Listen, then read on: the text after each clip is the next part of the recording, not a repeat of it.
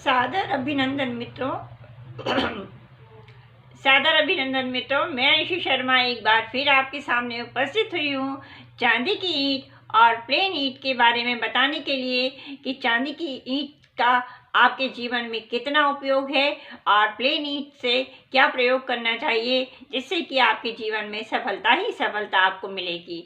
मान्यता है कि यदि तिजोरी में 60 ग्राम से ऊपर की चांदी की ईंट अपने घर में रखते हैं तो आपके घर में कभी धन की बरकत नहीं रुकेगी। आपके घर में हमेशा धन आता ही रहेगा, किसी ना किसी रूप में आपके घर में लक्ष्मी का आगमन होता ही रहेगा। चांदी बहुत ही सुंदर और शीतल और शुभ धातु है मानी जाती है। चांदी की ईंट को से घर में समृद्धि सुख समृद्धि आती है।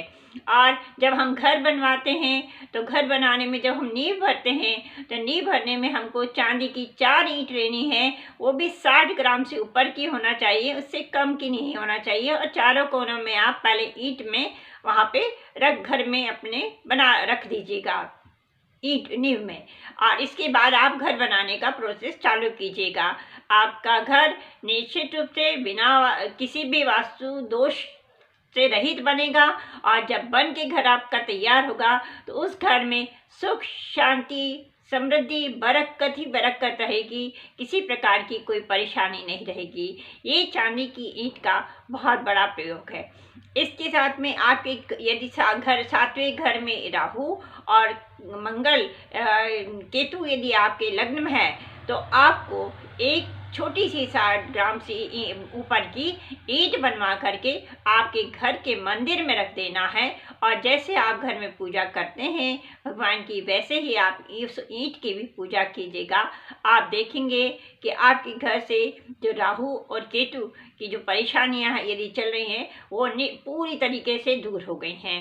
अब आपको आपने इससे शनि से संबंधित है कि यदि आपको शनि परेशान कर रहा है या शनि की आपको कोई ढैया 7.5 इस तरीके से चल रही है तो उसकी ईंट बनवा करके तो जो शनि के जो अशुभ प्रभाव होते हैं उसके लिए आपको ईशान कोण में, घर का जो ईशान कोण रहता है वहाँ पर एक छोटी सी ईंट रख दीजिएगा।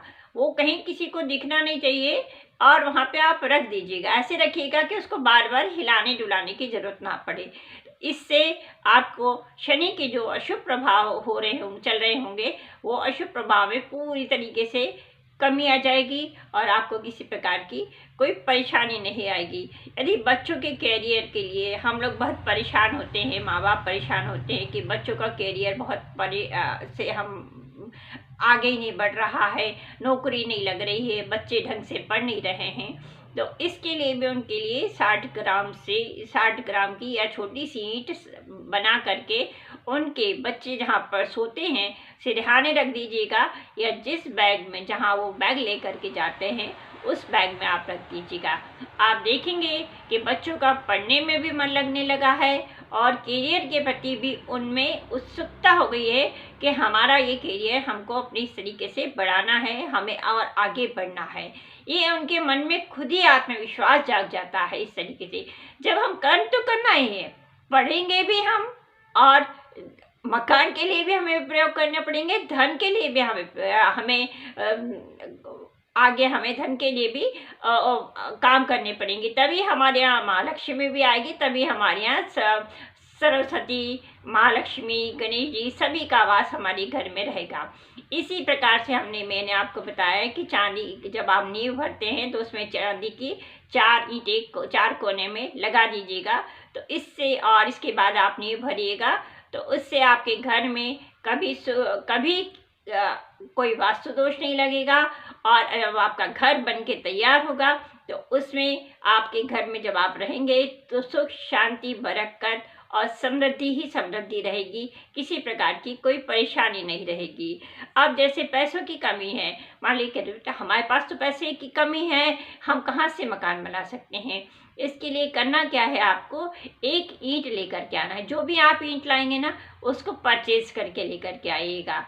6 रुपये 8 रुपये की जो भी आती है तो वो आप ईंट लेकर के आइएगा और इस ईंट को घर में पहले मंदिर में रखिएगा, पूजा पाठ करिएगा, धूप दीप दिखाइएगा। फिर उसको लेकर के हनुमान मंदिर में जाइएगा। हनुमान मंदिर में हनुमान जी के मंदिर के सामने बैठ करके हनुमान चालीसा का पाठ करना है और वहाँ पर अपनी मनोकामना बोलना है। जो भी आर्थिक रूप से आप परेशान हैं, आपके पास में धन की कमी आ रही है, तो ये सारी जो भी मनोकामना है वो आपको बोल करके एक कोने में, हनुमान मंदिर में एक कोने में चुपचाप से रख करके आ जाना है वो इस ईंट को, और अपने घर में वापस आ जाना है। वो ईंट चांदी की ही होनी चाहिए। अब चांदी की भी हो सकती है और ये लाल वाली ईंट भी हो सकती है। और अब एक और उपाय आपको बता रही हूँ जो घर से संबंधित है।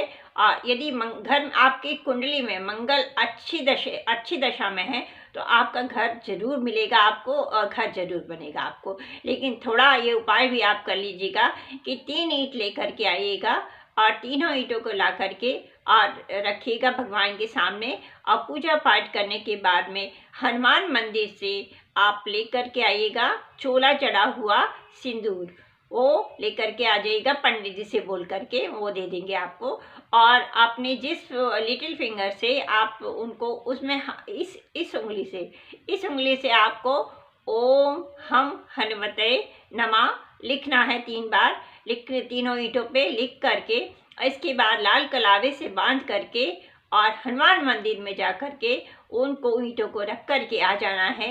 इससे आपके मकान बनने के प्रबल योग बनेंगे और 40 दिन, 60 दिन, 90 दिन के अंदर अंदर आपकी ऐसी इस तरीके से परिस्थितियां बनेंगी कि आप जो मकान मनचाहा मकान भी लेना चाहते हैं तो वो भी बनेगा, और नहीं तो आपके लिए मकान की व्यवस्था तो हो ही जाएगी और प्रोसेस चालू हो जाएगी कि हमारा मकान बन रहा है। अब एक और काम करना है कि जब बच्चों का विवाह होता है तो यदि लड़की का विवाह कर रहे हैं तो पिता अपनी बेटी को चांदी की ईंट सुखी दाम्पत्य जीवन के लिए उसको दे दे, वो अपने पास रखेगी। और यदि शादी हो गई है तो पति गिफ्ट स्वरूप अपनी पत्नी को चांदी की ईंट 60 ग्राम से ऊपर की अपनी पत्नी को दे, वो अपने घर में रखेगी, वहीं पे जहाँ पे सब दोनों रहते हैं वहाँ अपने घर में रखेगी, मंदिर में रखेगी।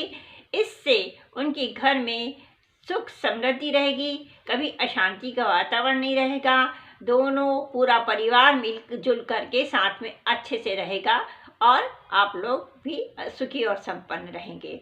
इसी प्रकार से आपको पीपल के पेड़ के नीचे भी एक छोटा सा पत्थरों का घर बना करके आ जाना है और वहाँ पर अपनी मनोकामना बोल करके आ जाना है कि हमारा घर बन जाए इस तरीके से, और हाथ जोड़ करके वहाँ दिया जला करके आइएगा।